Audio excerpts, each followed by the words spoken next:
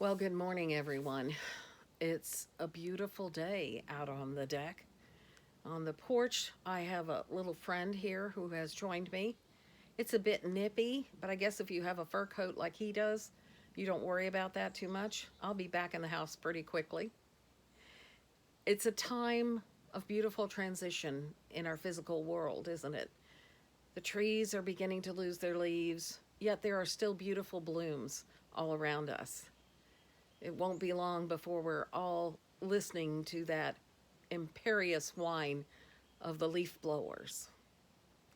I want to say that fall is my favorite season of the year, but it's actually tied with springtime when the daffodils bloom. So I'll have to say that they have co leadership in that regard. Another thing that happens this time of the year in the life of the church is that on November 1st, we remember the saints who have departed this life into the greater presence of God. We have the list of the saints we remembered last year, so I need to ask you to submit to both church offices the names of your family and friends who have died in the last year, and we'll include them in the prayers that are distributed each week. We'll remember them as you remember them, and we can continue to give thanks together for all those who have blessed our lives. Today's lessons for the 20th Sunday after Pentecost, begin with Exodus, the 33rd chapter of Exodus. Moses said to the Lord, "See, you have said to me, 'Bring up this people,' but you have not let me know whom you will send with me. Yet you have said, 'I know you by name,' and you also have found favor in my sight. Now if I have found favor in your sight, show me your ways, so that I may know you and find favor in your sight. Consider too that this nation is your people." He said, "My presence will go with you, and I will give you rest." And he said to him, "If your presence will not go, do not carry us up from here. For how shall it be known that I have found favor in your sight, I and your people, unless you go with us? In this way we shall be distinct, I and your people, from every people on the face of the earth." The Lord said to Moses, "I will do the very thing that you have asked, for you have found favor in my sight, and I know you by name."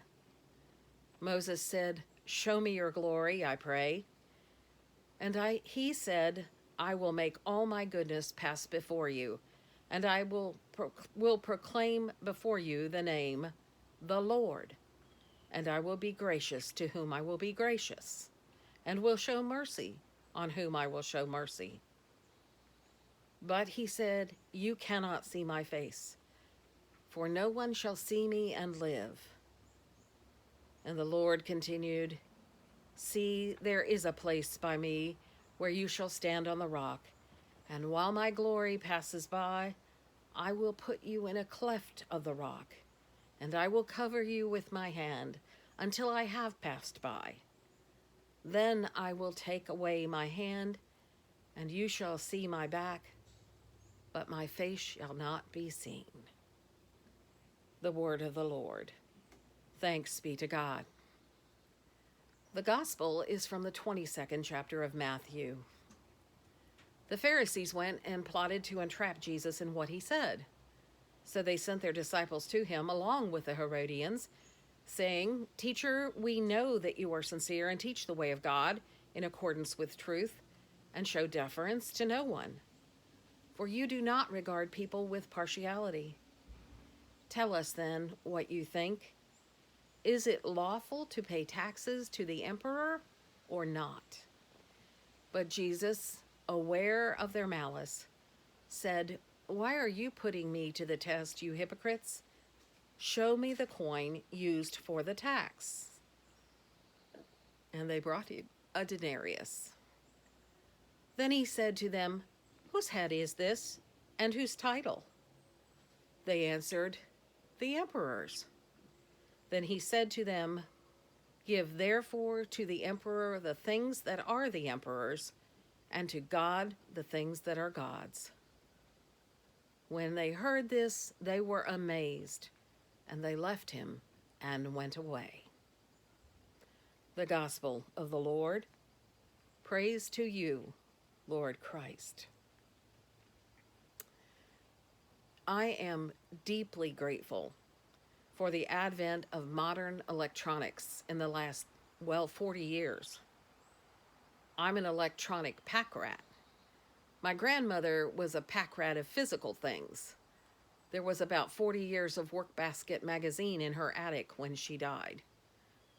But it seems like I keep having to get bigger and bigger hard drives for all the things that I keep on my computer. One of those things is a collection of all the sermons I've preached in the years even before I was ordained.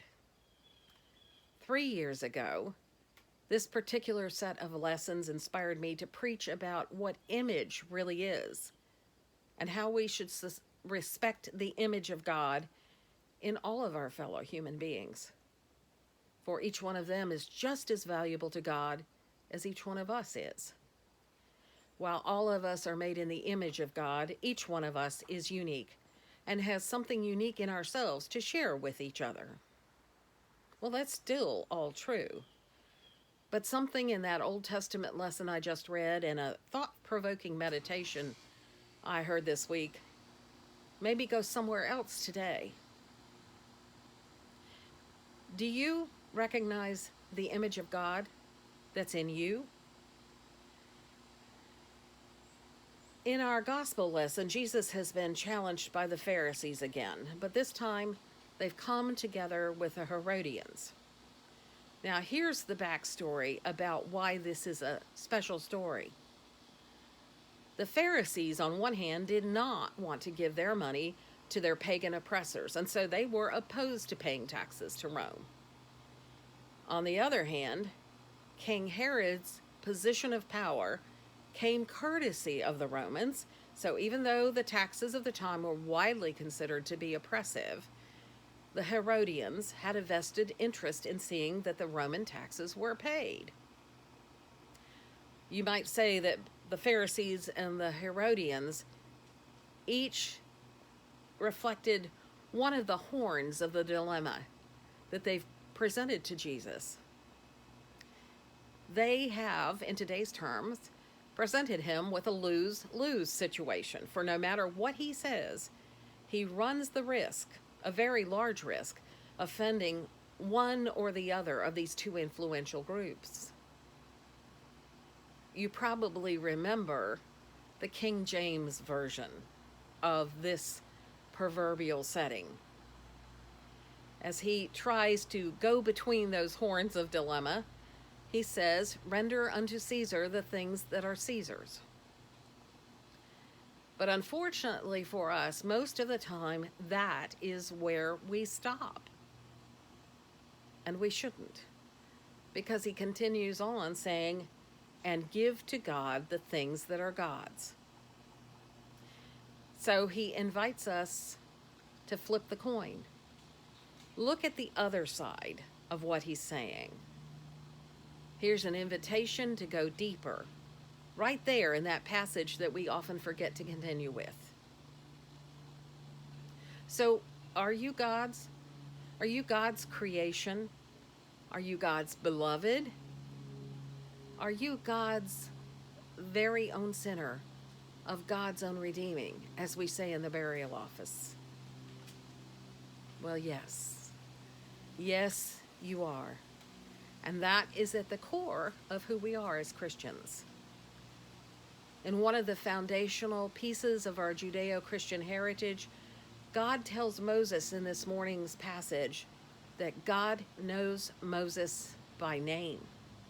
And by extension, God knows the name of all the Hebrew people whom Moses has led out of bondage.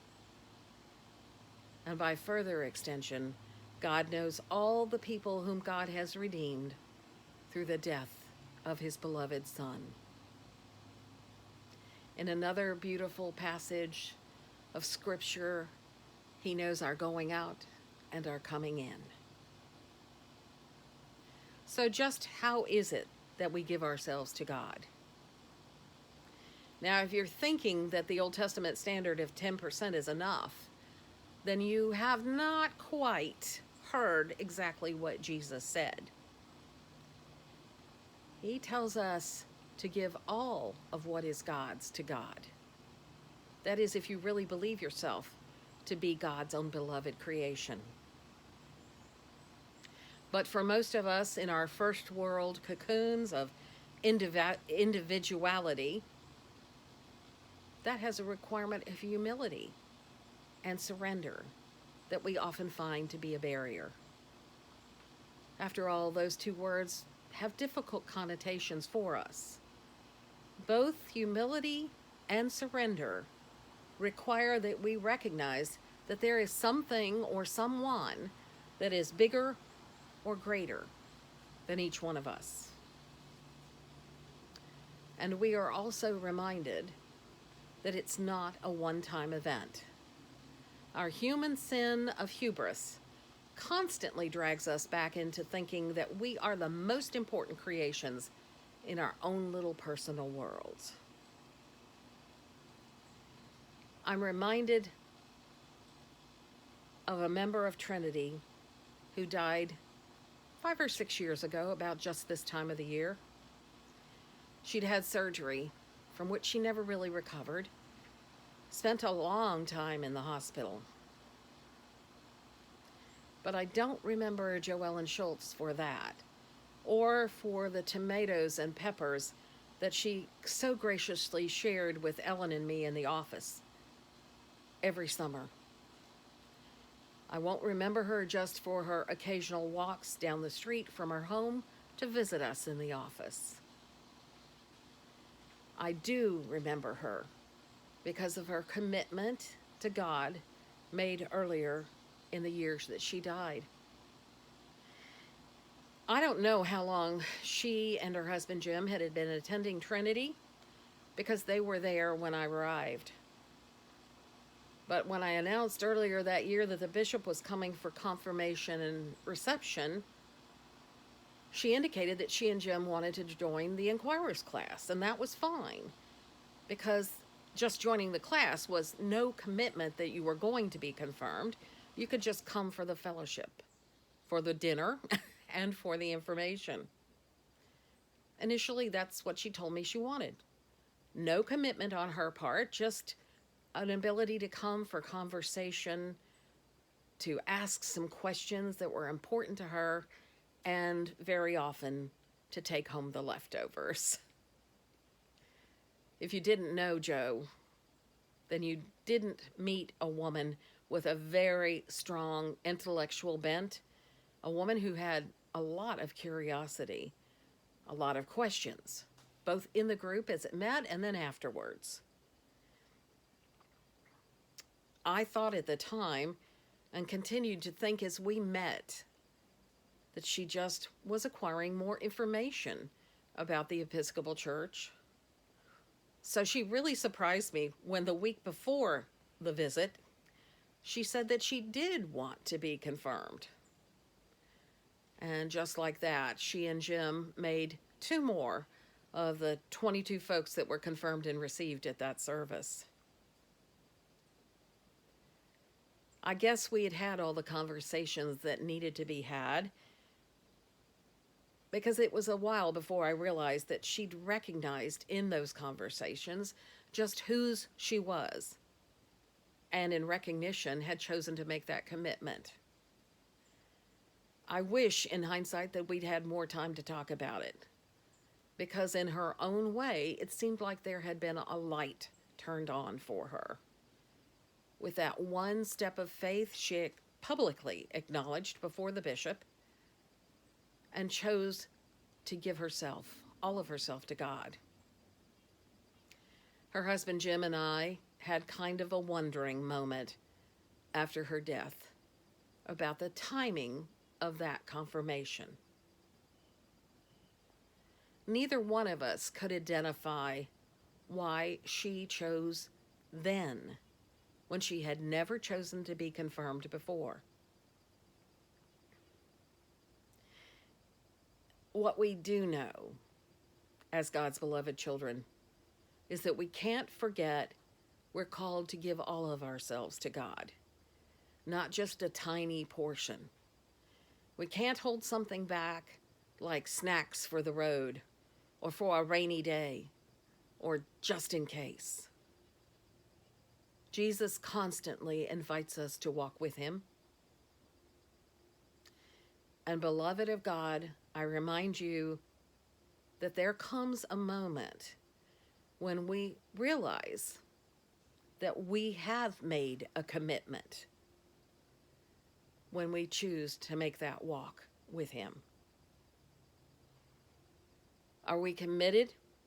Are we in all the way? Or are we just dabbling? Dabbling in faith. So here's my question for you today. For every day, really. Whose are you? Are you committed all the way? Or are you just dabbling in trying to discover really whose you are? Amen.